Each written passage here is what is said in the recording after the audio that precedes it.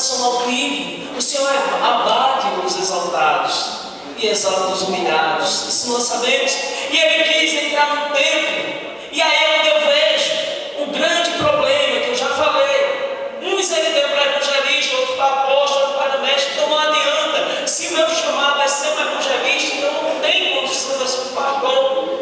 Eu vou ser um pastor e vou estar contra o dom que Deus me deu.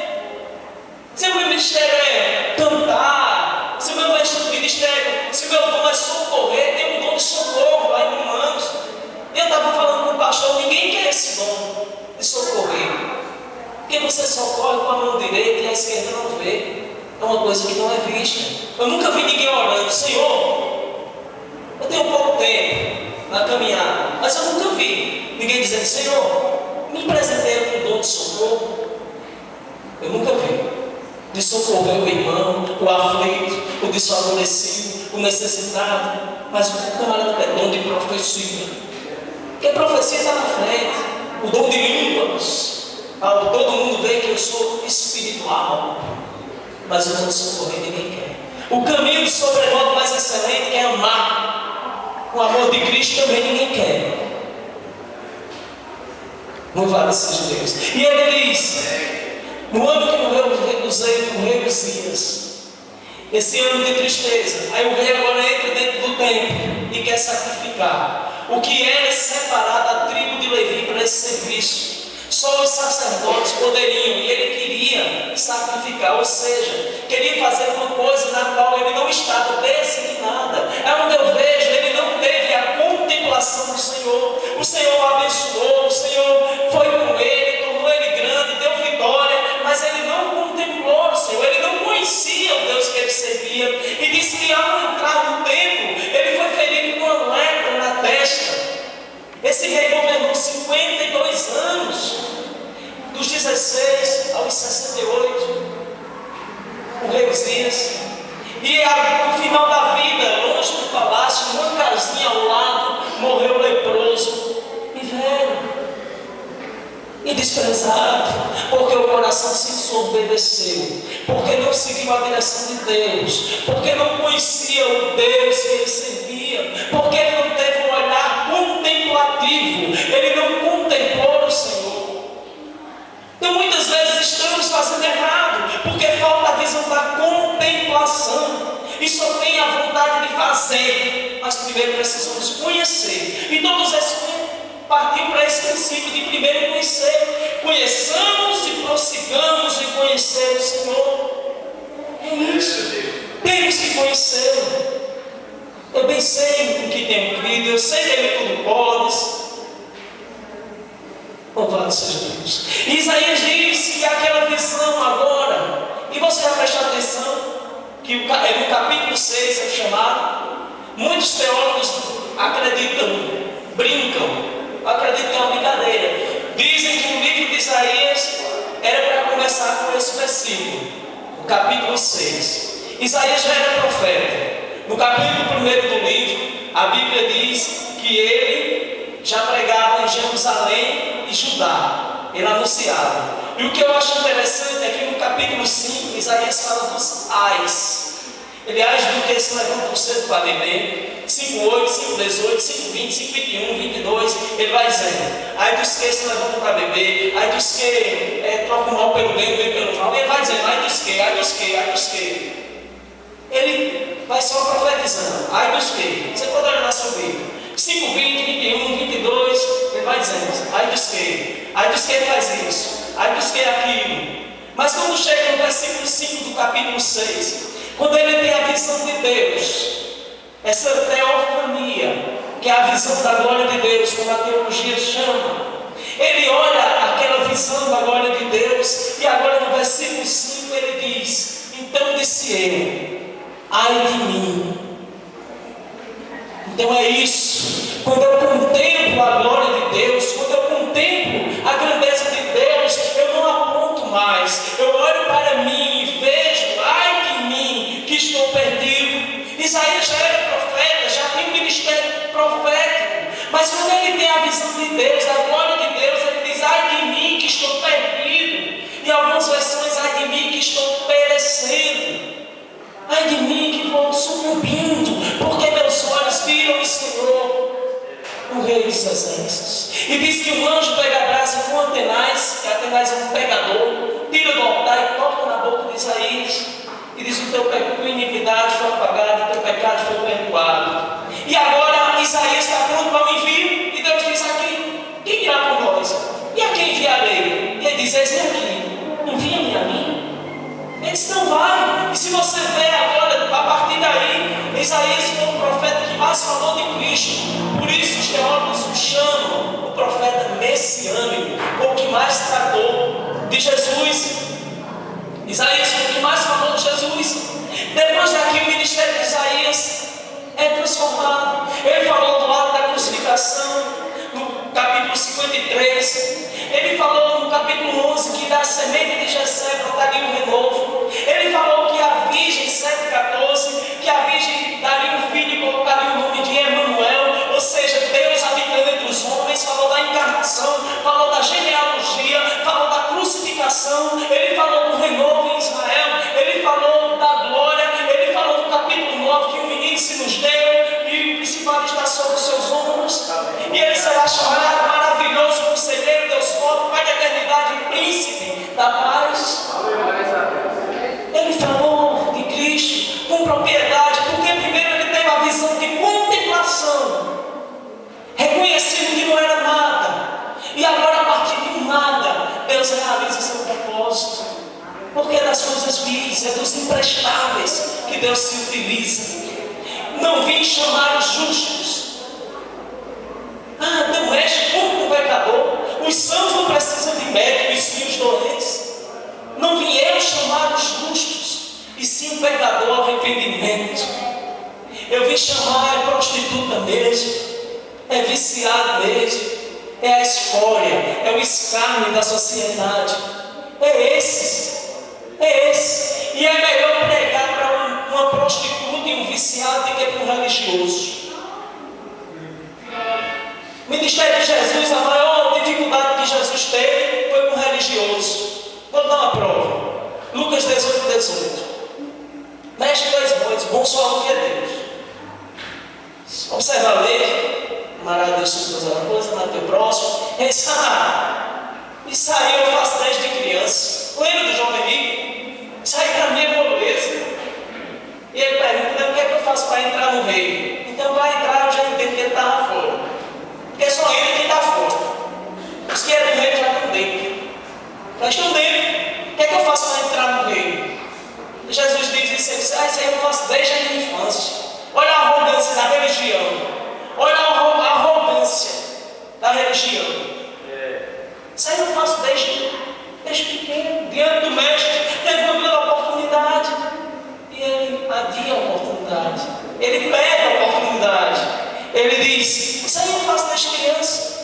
Jesus, mas te falta uma coisa: vende tudo que tu tem, pede, dá aos pobres e vem me segue. Diz que ele saiu muito triste, porque possuía muita fazenda, muita riqueza, religioso. Só de 2 anos para orar no templo. E um diz: eu dou meu dízimo de tudo que eu ganho, eu jejuo, eu oro. Não são como este publicano aí. Olha o que é que a religião faz. Você se acha justo, e eu quero dizer que não há um justo nem sequer. Nós somos justificados por Cristo. É a justiça de Cristo que nos justifica, porque ele não habitava bem alguma antes de Cristo. Mas é Cristo que faz essa obra infinita e redentora. Romanos 3,10 diz: não há um justo, não há um justo sequer, não há quem busque a Deus, não há quem faça o bem, todos se extraviaram no seu caminho, os pés se ligeiros para derramar sangue, se apressam a fazer o mal, as mãos para derramar o sangue. Essa é a realidade do homem sem Cristo. Somos justificados em Cristo, somos aceitos pelo Pai no amado, em Cristo, somente em Cristo. Ele é o mediador entre Deus e os homens. Ele trouxe esse Pai amoroso para os homens, para levar os homens a esse Pai e apresentar a igreja sem ruga, sem mácula ao Pai. A igreja que está sendo lavada pela palavra, diz a Bíblia Sagrada. É a palavra, tudo é a palavra. Então nós vemos que aquele fariseu dizia isso, religioso, imponente. Eu não sou como esse aí. E o publicano, que era um cobrador de impostos, pecador, ele batia no peito, não tinha coragem nem de olhar para cima. E dizia: Pai, perdoa-me, que eu sou um pecador. E Jesus disse: qual dos dois desceu justificado? Pecador. Porque reconheceu a sua pequenez diante do Todo-Poderoso. É isso que nós vemos aqui em Moisés, vemos também aqui em Isaías. Vamos mais para frente, agora Jeremias capítulo 1. Louvado seja o nome do Senhor. Você vai abrir na Bíblia e nós vamos por aqui devagarinho, até onde o Senhor nos permitir. Louvado seja o nome do Senhor. Jeremias capítulo 1, nós vamos ver esse mesmo princípio sendo aplicado na vida desse profeta. Capítulo 1 de Jeremias diz: palavras de Jeremias, filho de Ilquias, um dos sacerdotes que estava em Anatote, na terra de Benjamim. A ele veio a palavra do Senhor dizendo no dia de Josias, filho de Amon e rei de Judá, no 13º ano de seu reinado. Versículo 4: a mim veio a palavra do Senhor dizendo: antes que eu te formasse no ventre materno eu te conheci, e antes que saísse da madre te consagrei e te constituí profeta das nações. Então nós vemos Jeremias já era sacerdote. Ele tinha um ministério sacerdotal. Anatote, a terra de Jeremias, era um vilarejo pequeno, onde era uma ilha sacerdotal, e Jeremias já exercia o ministério para Deus. Mas só que não era aquilo que Deus queria com Jeremias. Por isso que eu estou pregando, insistindo que temos que observar a Escritura nessa ótica, que Ele é quem me capacita para realizar a obra que Ele deseja. Muitas vezes eu quero fazer o que eu quero, e será que aquilo que eu quero realizar é a vontade de Deus? Jeremias era sacerdote, Isaías era um profeta, Moisés apacentava ovelha, e Deus disse: não é aqui, libertar o povo. Isaías, a pregação da sobre Cristo, é juiz em Israel, a pregação é essa aqui. Jeremias, sacerdote, ele disse: não, é profeta, porque antes que eu me formasse no ventre. E quando nós olhamos isso, Jeremias era um óvulo fecundado. Antes que eu me formasse, era um óvulo fecundado no útero da mãe de Jeremias, e Deus já tinha escolhido. Isso aí é pré-conhecimento. Deus já tinha escolhido. Era apenas um óvulo. Antes que eu me formasse no ventre, eu te constituí profeta das nações. Antes que Jeremias, aquele óvulo, virasse um feto, ele já era profeta. Então, com 30 anos, iniciava-se o ministério profético. Nós vemos esse tipo: José com 30 anos foi governador, Cristo com 30 anos é que é batizado, Jeremias com 30 anos é que é profeta, Ezequiel também com 30 anos. Era com 30 anos que o homem estava preparado para exercer essa posição. E Jeremias, Deus diz: olha, desde o ventre. E o que é que Jeremias diz? Nessa auto-revelação de Deus, Jeremias reconhece a sua pequenez também. Ah, meu Senhor, a sua falta de experiência, a sua pequenez.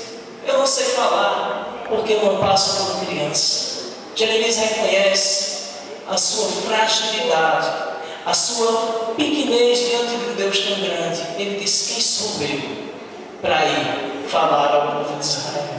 E Deus vai dizendo a ele, quando ele reconhece, o Senhor diz: eis que põe na tua boca as minhas palavras. No versículo de número 9, Deus diz: depois estendeu o Senhor a mão, tocou-me na boca, e o Senhor me disse: eis que ponho na tua boca as minhas palavras. Olha, hoje eu te constituo sobre as nações e sobre os reinos, para arrancares e derribares, para destruires e arruinares, e também para edificares e para plantares. Então a mensagem era essa. A mensagem alguns não iam receber, outros iam receber, alguns iam ser julgados, porque o que nos julga é a palavra. Nós seremos julgados pela palavra. É a palavra que nos julga. A palavra ela não volta vazia. Alguns eram com o propósito que foi enviado. Se ela foi enviada para você ter conhecimento de ser julgado, e se foi enviada para a salvação, ela também cumpre um propósito. Porque aquele que o viu, que não foi alcançado lá no grande, ele não pode dizer que não viu, ele não pode dizer nada. Então nós vemos esse princípio. Vamos para Ezequiel para a gente adiantar. A hora já se exauriu, mas vamos só fechar essa mensagem. Ezequiel também segue o mesmo propósito. Então eu começo a analisar que toda a Bíblia é assim, com Paulo foi o mesmo propósito. Paulo ia para Damasco, fazendo outra coisa, e Paulo achava que era certo, viu? Capítulo 9, Paulo, ele respirava ameaça. Era uma fera selvagem. No grego está escrito, Paulo era como uma fera selvagem. Um leão quando vai pegar uma presa, uma hiena, um pitbull quando vai pegar algo, morder algo, ele ia com aquele instinto para pegar os cristãos. E ele achava que o que ele estava fazendo era certo, porque naquele contexto o cristianismo era considerado uma seita. E Paulo era um judeu nascido da tribo de Benjamim, um homem piedoso, um homem que disse que quando na idade dele ele recebia muitos no judaísmo. Então ele achava que o que ele fazia era certo, mas Deus se revela, Deus mostra que Paulo não é nada, e de Saulo bota o nome dele de Paulo, que quer dizer pequeno. Paulo quer dizer pequeno. Deus trabalha com pequeno, com aquele que reconhece a sua grandeza. Deus não trabalha com altivez, com nariz empinado. E nós vemos em Ezequiel, no capítulo 1, ele está lá também, junto aos exilados, no rio Quebar, junto à Babilônia. Vamos para o versículo 28 para vocês entenderem. O capítulo 1 ele tem visão dos querubins, tem visão das rodas, dos seres andando em rodas, que é a visão que Deus abre para ele. Ele diz que o céu se abriu e ele tem visões de Deus. Ele tem essa visão da auto-revelação de Deus para ele. Deus se revela para Ezequiel. Agora Ezequiel contempla, e no versículo 28, olha o que ele diz, no capítulo 1. Ele encerra, para adiantar, ele diz: como o aspecto do arco que aparece na nuvem dia de chuva, assim era o resplendor em redor. Esta era a aparência da glória do Senhor. Vendo isto, caí com o rosto em terra e ouvi a voz de quem me falava. Então ele tem toda essa visão. Ezequiel descreve as revelações celestiais e reconhece o poder de Deus. E ali ele vê que a sua humanidade é limitada, que ele é incapacitado para ter aquela visão tão grande. E Ezequiel agora cai como morto, ele cai aos pés de Deus. Ele cai ao pé daquela visão. Ele contempla e reconhece que não é nada. Contemplação. Missão se faz com contemplação. Missão não se faz com ação. A ação é depois da contemplação. Primeiro Deus se revela, primeiro Deus você contempla e depois Deus lhe envia. Isso é o que temos visto em todos esses exemplos. Em todos esses exemplos que temos citado. A questão não é logo fazer. A questão é saber quem está me enviando. Como pregarão se não forem enviados? Nós enfatizamos muito, não tem que pregar, temos que pregar sim, se você não foi enviado a pregar. Porque eu acredito com Deus que é assim. Quando Ele envia, Ele já preparou até a mensagem, já preparou até quem vai ouvir. Ele é onisciente. Ele já preparou tudo. Ele já preparou a viagem, preparou tudo. Ele preparou quem vai ouvir, Ele preparou até o sermão que você vai pregar para aquela pessoa. Por isso que sabemos que tem pessoas que chegam com conhecimento de Cristo com um abraço. Um abraço. Agostinho disse: viva. E se for preciso, pregue. Fale. Viva. E se for preciso, é que fale. Então muitas vezes até com o nosso testemunho, pessoas são alcançadas. Até com o nosso exemplo que nossa vida se torna uma pregação. E nós vemos aqui Ezequiel, quando ele fala dessa glória celestial, das visões de Deus, ele cai como morto. E essa voz diz: filho do homem, põe-te em pé. Põe-te em pé e falarei contigo. E olha que coisa bonita. É a obra da redenção desse livro. Então entrou em mim o Espírito e me pôs de pé. Isso aí é o simbolismo da obra da redenção nos que estão mortos em delitos e pecados. Nós estamos caídos no pecado, morto. E uma vez ouvindo a palavra, o Espírito Santo nos convence do pecado. A palavra gera fé. Nós somos regenerados, temos a fé e agora passamos a crer. Então faz a mesma coisa. Ele caiu, foi regenerado, o Espírito entra nele, põe ele de pé e ele ouve. E a mensagem dele não era muito macia. A mensagem dele era para a casa rebelde, para o povo que tinha se rebeliado com o Senhor. E ele disse: pregue, que ouça ou deixe de ouvir. E foi isso que ele disse. Foi isso que Deus tratou com Ezequiel. capítulo 1 de João, nós vemos falando acerca de Jesus como o Verbo encarnado, o Verbo de Deus. No princípio era o Verbo estava com Deus e o Verbo era Deus. Nada do que foi feito sem Ele, porque Ele estava desde o princípio. Ele é o Criador de todas as coisas. No princípio era a palavra do Logos, do grego Logos, a palavra que cria, que mantém, a palavra que dá sustentação a toda a criação, era Cristo. Ele já estava no princípio, por isso que é dele, é por meio dele e é para ele. Porque ele antes da criação, no princípio, era a palavra. E no versículo 14 ele disse que a palavra agora virou carne e habitou entre nós. A palavra se encarnou. Capítulo 12, 24, quando os gregos sobem a festa em Jerusalém, os gregos queriam conhecer a Cristo.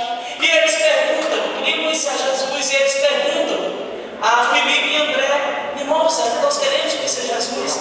E quando chegam para Jesus: ó Jesus, tem alguns querendo conhecer. Jesus fala o quê? Se o grão de trigo cair na terra e não morrer, vai ficar ele só. Mas se morrer, dará muito fruto. Então o grão de trigo caiu na terra, é a encarnação do Filho de Deus, o envio do Pai. Ele cai na terra, é a encarnação. Ele morre, sepultamento, a crucificação, e ele dá muito fruto, ressurreição, ascensão ao trono da glória à destra de Deus. E os frutos nós colhemos em Atos 2, com 3.000 almas, começou a frutificação da igreja. Em Atos 2, esse grão de trigo que caiu na terra, que morreu, que deu fruto, agora a obra é completada. E Jesus disse: foi para a história que eu vim, e quando eu for levantado da terra, eu atrairei todos a mim. João 12, versículo 32. Quando eu for levantado da terra, eu atrairei todos a mim. E diz: isso dizia falando do modo que iria morrer, ou seja, da cruz. Então a atração, a cruz é levantada, ele trata os pecados. Ali na cruz está a remissão, está o amor do Pai encarnado na figura do seu Filho. Está ali o meu pecado, o espírito de dívida que era contra mim. Ele crava na cruz, leva a vergonha, e Cristo agora se faz pecado. Paulo diz, escrevendo a Coríntios, 2 Coríntios 5:21, aquele que não conheceu o pecado se fez pecado por nós, para que fôssemos feitos justiça de Deus.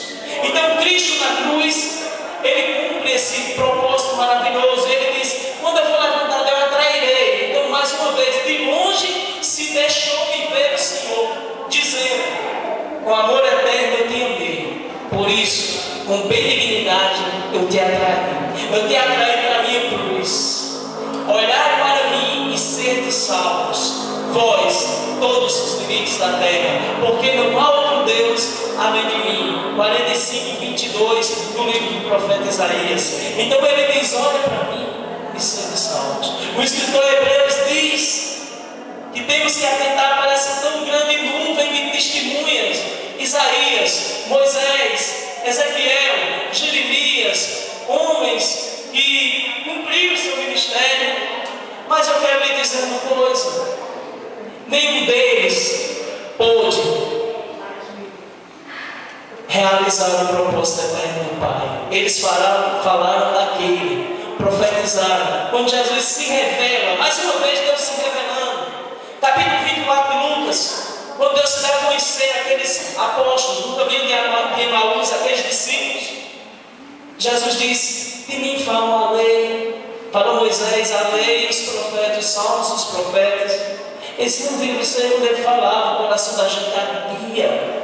Então Cristo dizia: todos falaram de mim, era dele. Mas em Mateus, uma coisa maravilhosa que eu não podia deixar de mencionar. Em Mateus, capítulo de número 13, versículo 16, a Bíblia diz: saindo Jesus da água, depois que foi batizado, o Espírito desceu em forma de pomba sobre ele, e diz que os céus se abriram, e ouviu-se uma voz dizendo: este é o meu filho amado, em quem me comprazo. Este é o meu filho amado, em quem eu tenho todo prazer.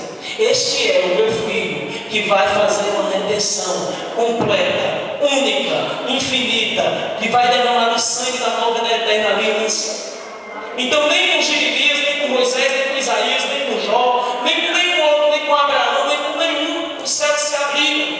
Mas com ele, por 3 vezes o céu se abre. E o Pai manifesta esse amor pelo Filho.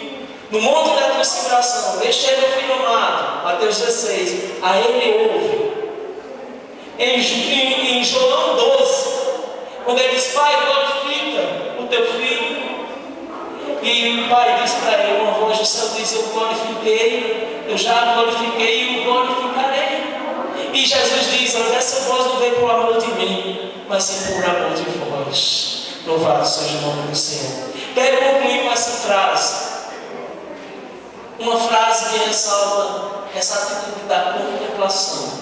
Precisamos contemplar, precisamos pedir a Deus que Ele se revele mais para nós, no sentido de conhecer, no sentido de conhecimento, que esse conhecimento venha gerar praticidade, que venha gerar vida, que venha gerar ação, mas que tudo seja direcionado por Ele. Essa frase diz o seguinte: olhe para a cruz e não desvie o olhar, até que tudo que estiver na cruz possa estar em você. Olhe para a cruz e não desvie o olhar, até que tudo que estiver na cruz possa estar em você. 13 de Hebreus. Saiamos, pois, a Ele fora do arraial, levando assim o seu vituperio. Vamos levar essa mensagem, a mensagem da cruz. Que é loucura mesmo. Um Deus maravilhoso em sua glória, em sua grandeza, em sua autoexistência, se fazendo homem, tabernaculando, que a palavra tabernáculo é habitação. Ele tabernaculou entre os homens. A palavra é essa. Jesus veio habitar em Emmanuel, Deus conosco. Esse Deus maravilhoso, e nós vemos uma cena maravilhosa. Esse Deus cheio da glória. Olha o amor de Deus, olha o amor de Cristo. Esse Deus agora de cócoras, lavando o pé de um bando de pecador, de um bando de pescadores, ele lavando o pé. Então esse é um exemplo. A igreja de Cristo, ela lava o pé. Ela não é imponente em seu orgulho, ela é humilde, porque ele é humilde e manso de coração. Amém? Então vamos olhar para a cruz, até que tudo que estiver na cruz esteja em nós. Amém? Agradeço a Senhor pela oportunidade e que Deus em Cristo abençoe a todos.